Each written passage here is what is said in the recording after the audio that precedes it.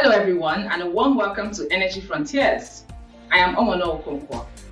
Here are some trending news in Africa's energy industry this week. The German Development Bank has approved a €26 million loan to Egypt for the implementation of Phase 2 of the Aswan hydroelectric power plant rehabilitation project. The plant has a 2,200 megawatt capacity. The European Union-funded Electrification Finance Initiative has signed an agreement with German solar industry leader, Redavia, to provide a $3.1 million loan for solar power plant leasing to commercial and industrial customers in Kenya and Ghana. The Sustainable Use of Natural Resources and Energy Financing, or SUNREF Ghana, will provide €32.5 million through its Ghana-based partners, Bank and GCB Bank, to support renewable energy financing in the West African country. SUNREF says it's working on reducing energy intensity in industries, the private sector, and cities. Offshore drilling company Seadrill and Sonadrill, an affiliate of Sonangol, have been awarded a 50-50 10-well campaign contract with Angola using the West Gemini drill ship. The contract is worth $461 million, and the project is set to commence in the fourth quarter of 2022. The African Development Bank has approved a $180 million loan for power project in Rwanda, looking to meet electrification targets in households, schools, health centers, and administration centers in the country's southern communities, as well as other locations where electricity demand is growing. Ghana-based off-grid energy company PEG Africa has been acquired by London-based clean energy utility BBOX for $200 million. BBOX currently has a business presence in Nigeria, Kenya, Guinea, Togo, Burkina Faso, Rwanda, and the DRC. Denmark's Investment Fund for Developing Countries has announced a €4.5 million investment in the Spark Plus Africa Fund, aiming to accelerate financing for clean cooking in sub-Saharan Africa. French energy major TotalEnergies will sell its 10% interest in a firm operating 20 onshore licenses, as well as in shallow waters in Nigeria. However, the company will maintain its gas interest in the West African country.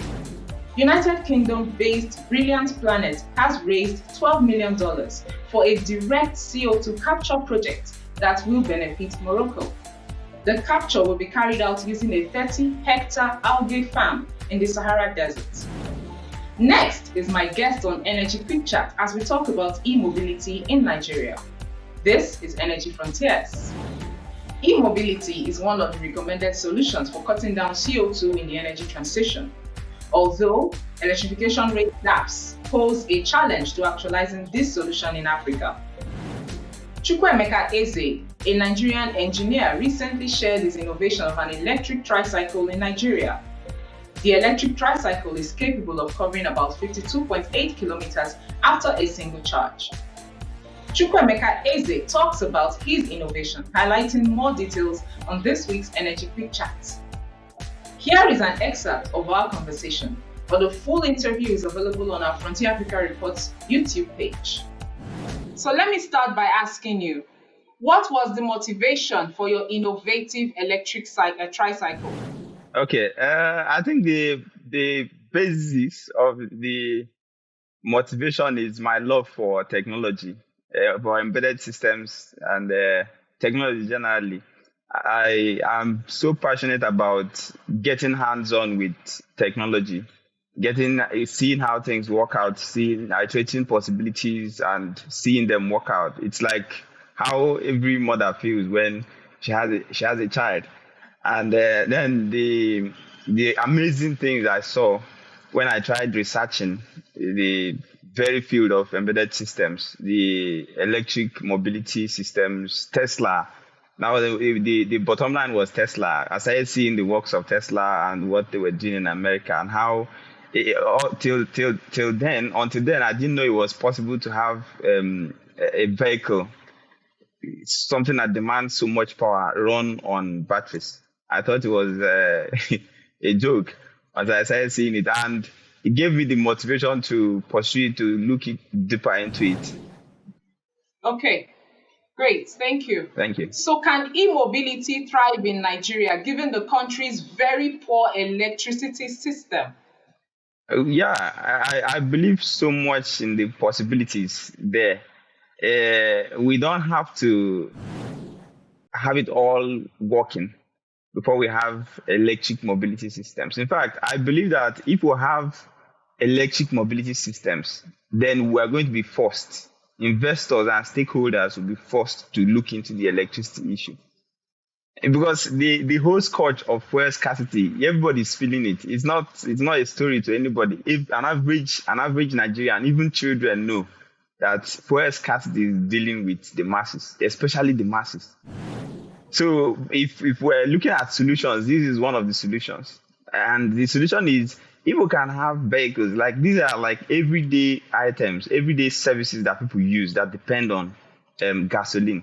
So if we have a system that does not use gasoline anymore, but rather electricity, it is going to encourage systems like distributed generating systems that will include photovoltaics and other electricity generating methods that could be explored locally within distributed groups and so on. So I believe that it is going to not just attract foreign direct investment, but it is going to push our people within to look more into the problem, the very inherent problem we have, and the solution to it. Okay, so what you're saying is it is possible that with the current electricity system in Nigeria, it is possible for instance, an electric tricycle owner to charge it and drive it. Exactly. With the distributed generation, in fact, Really? that's actually the system we are looking at as a starting point of the business starting point, because Okay. we're looking at a system where we don't have to rely on the national grid. We can build our own generating Okay. station that is just going to be meant for charging electric vehicles. So And making what we're going to be doing there will just so be making use of renewables. making Is use that of what you mean? exactly making use of renewables, because that's what makes the entire e-mobility make. That's what gives it sense.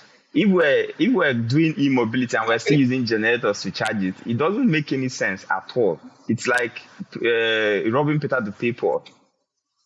So the system we're looking at is Okay. where we use renewables, we build solar farms and couple. There are so many different types of renewable energy sources that are available that people don't even know about. That we can harness the energy from the sun alone. The energy that involves that comes as a result of heat differential within the earth crust and so on. We can have enough from there to charge our electric vehicles, and it will be such a way that a user, like a tricycle user, does not have to come back to sit back and charge his vehicle because of the whole charge wait time anxiety. He doesn't have to wait. He'll just drive in. We're going to have different swapping stations where he can just drive in and get his battery replaced with a charged one, and he continues his business. And then right there, that station is now going to be like a distributor for those batteries, those charged batteries. So we are sure that in a particular day, based on demand from the mega station, we're going to supply these other stations with charged batteries. So that by the end of the day, they return to us and pay the fee that is required of them. So that's the model we have as a business starting point. Let's track some energy products prices for you in a moment. Welcome back to Energy Frontiers with me, Omono Okonkwo. Early on Friday, the London Brent crude jumped 0.90% to trade at $108.56 per barrel, while the US WTI went up 0.69% to trade at $106.09 USD per barrel. Natural gas climbed 1.42% to trade at $6.98 USD per MMBTU, also in early Friday close. This week in Lusaka, Zambia, a gallon of gasoline cost 101 Zambian kwacha, while in Windhoek, the Namibian capital, a gallon of gasoline cost 72.30 Namibian dollar. And that is the package for this edition of your Energy Frontiers. and we thank you for watching. You can follow the show on Frontier Africa Report's website and all our social media accounts as shown on the screen. I am Omano Okonkwo, and I'll see you next time.